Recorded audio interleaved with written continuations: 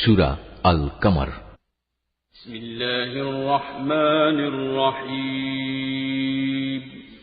রহমান রহিম আল্লাহ তাআলার নামে। কিয়ামত নিকটবর্তী হয়ে গেছে এবং চাঁদ বিদীর্ণ হয়ে গেছে। এদের অবস্থা হচ্ছে, এরা কোনো নিদর্শন দেখলে তা থেকে মুখ ফিরিয়ে নেয় এবং বলে, এটা তো হচ্ছে এক চিরাচরিত জাদুকরী ব্যাপার, এক্ষুনি যার অবসান ঘটবে। তারা সত্য অস্বীকার করে এবং নিজেদের খেয়াল খুশির অনুসরণ করে চলে। অথচ প্রত্যেকটি কাজের একটি চূড়ান্ত নিষ্পত্তির সময় রয়েছে। অবশ্যই এ লোকদের কাছে অতীত জাতিসমূহের উপর আযাবের সংবাদসমূহ এসেছে, এমন সংবাদ যাতে বিদ্রোহের শাস্তির হুঁশিয়ারি রয়েছে।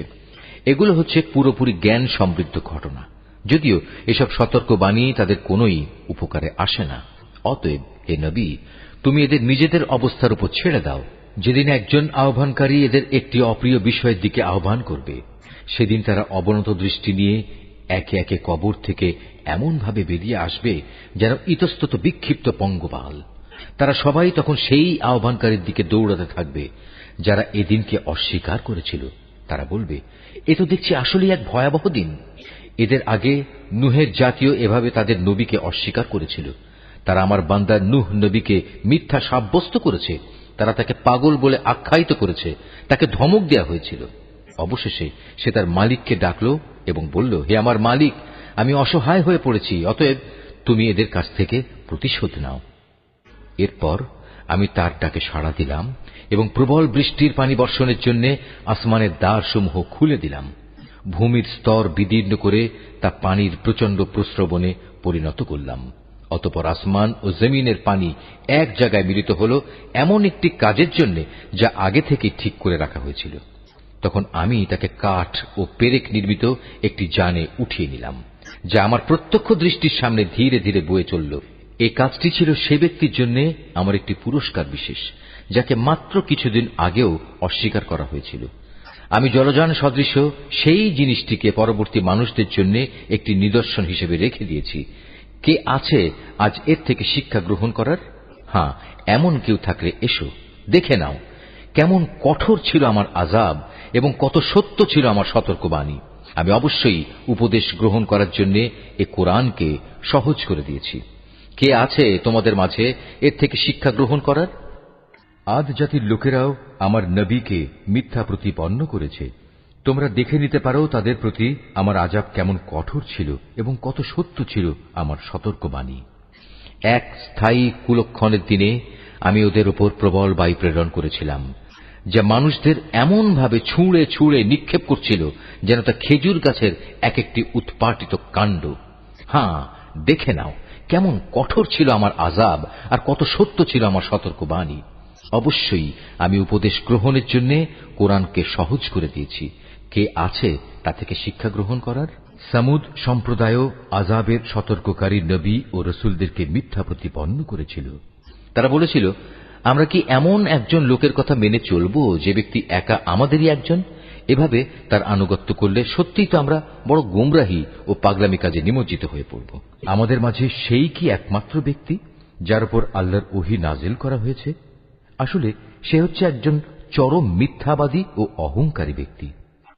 আগামীকাল মহাবিচারের দিন তারা ভালো করে এটা জানতে পারবে কে ছিল তাদের মধ্যে মিথ্যাবাদী ও অহংকারী ব্যক্তি। আমি অচিরেই তাদের পরীক্ষার জন্য একটি উষ্ট্রি পাঠাবো। তুমি একান্ত কাছে থেকে তাদের দিকে লক্ষ্য করো এবং একটুখানি ধৈর্য ধরো এবং তাদের পরিণামটা দেখো। তাদের বলে দাও, কুয়ার পানি অবশ্যই তাদের ও উষ্ট্রির মধ্যে ভাগ করে দেওয়া হয়েছে এবং তাদের সবাই পালাক্রমে কুয়ার পাশে হাজির হবে। পরিশেষে তারা বিদ্রোহ করার জন্য তাদের এক বন্ধুকে ডেকে আনল। সে উষ্ট্রিকে ছুরি দিয়ে আক্রমণ করল এবং সেটির পায়ের নলি কেটে ফেলল। হ্যাঁ, অতঃপর তোমরাই দেখেছ কেমন ছিল আমার আযাব, কত সত্য ছিল আমার সতর্কবাণী। অতঃপর আমি তাদের উপর প্রেরণ করলাম মাত্র একটি গর্জন। এটি তারা শুষ্ক শাখা পল্লব নির্মিত জন্তু জানোয়ারদের দলিত খোয়ারের মতো হয়ে গেল। আমি কোরআনকে বোঝার জন্য সহজ করে নাজিল করেছি। তা থেকে উপদেশ গ্রহণ করার মতো কেউ আছে কি? লুতের জাতির লোকেরাও সতর্ককারী নবীদের মিথ্যাবাদী বলেছিল। ফলে আমি তাদের উপর প্রেরণ করলাম পাথর নিক্ষেপকারী এক ধরনের বৃষ্টি, লুতের পরিবার পরিজন ও তার অনুবর্তনকারীদের বাদে। রাতের শেষ প্রহরেই আমি তাদের উদ্ধার করে নিয়েছিলাম। এ কাজটা ছিল তাদের প্রতি আমার একান্ত অনুগ্রহ। যে ব্যক্তি আমার অনুগ্রহের কৃতজ্ঞতা আদায় করে, আমি তাকে এভাবেই পুরস্কৃত করি। সে লূত আমার কঠোর পাকড়াও সম্পর্কে তাদের বারবার ভয় দেখিয়েছিল, কিন্তু এ সতর্কীকরণে তারা বাক বিতণ্ডা শুরু করে দিল। অতঃপর তারা তার কাছে এসে কুমতলবের জন্য তার মেহমানদের নিয়ে যাবার দাবি করল। আমি তখন তাদের দৃষ্টিশক্তি বিলুপ্ত করে দিলাম। আমি তাদের বললাম, এবার তোমরা আমার আযাব উপভোগ করো এবং আমার সতর্কবাণী অবজ্ঞা করার পরিণামটাও দেখে নাও। প্রত্যুষেই তাদের উপর আমার এক অমোঘ আযাব প্রচন্ড আঘাত হানল।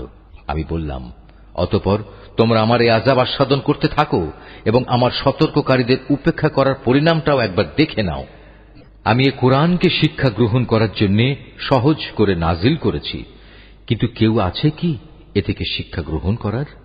ফেরাউনের জাতির লোকদের কাছেও আমার পক্ষ থেকে সতর্ককারী অনেক নিদর্শন এসেছিল, কিন্তু তারা আমার সমুদয় নিদর্শন অস্বীকার করেছে, আর পরিণামে আমিও তাদের শক্ত হাতে পাকড়াও করলাম, ঠিক যেমনি করে সর্বশক্তিমান সত্তা বিদ্রোহীদের পাকড়াও করে থাকেন। তোমরা কি সত্যি মনে করছো তোমাদের সমাজের এ কাফেররা তোমাদের পূর্ববর্তী কাফেরদের চাইতে শক্তি ও ক্ষমতার দিক থেকে উৎকৃষ্ট? অথবা আমার কেতাবের কোথাও কি তোমাদের জন্য অব্যাহতিমূলক কিছু লিপিবদ্ধ রয়েছে? অথবা তারা বলছে আমরা সত্যি একটি অপরাজেয় দল? অচিরেই এই অপরাজেয় দলটি শোচনীয়ভাবে পরাজিত হয়ে যাবে এবং সম্মুখ সমর থেকে পৃষ্ঠ প্রদর্শন করে পালাতে থাকবে। কিন্তু এ পালানোই তো তাদের শেষ নয়, বরং তাদের শাস্তিদানের নির্ধারিত ক্ষণ কিয়ামত তো রয়েছেই, আর কিয়ামত হবে তাদের জন্য বড়ই কঠিন ও বড়ই তিক্ত। অবশ্যই এসব অপরাধী নিদারুণ বিভ্রান্তি ও বিকারগ্রস্ততার মাঝে পড়ে আছে। যেদিন তাদের উপর করে জাহান্নামের আগুনের দিকে ঠেলে নেওয়া হবে, তখন তাদের ঘোর কেটে যাবে। অতঃপর তাদের বলা হবে, এবার তোমরা জাহান্নামের আযাবের স্বাদ উপভোগ করো। আমি সব কয়টি জিনিসকে অবশ্যই একটি সুনির্দিষ্ট পরিমাণ মতো সৃষ্টি করেছি।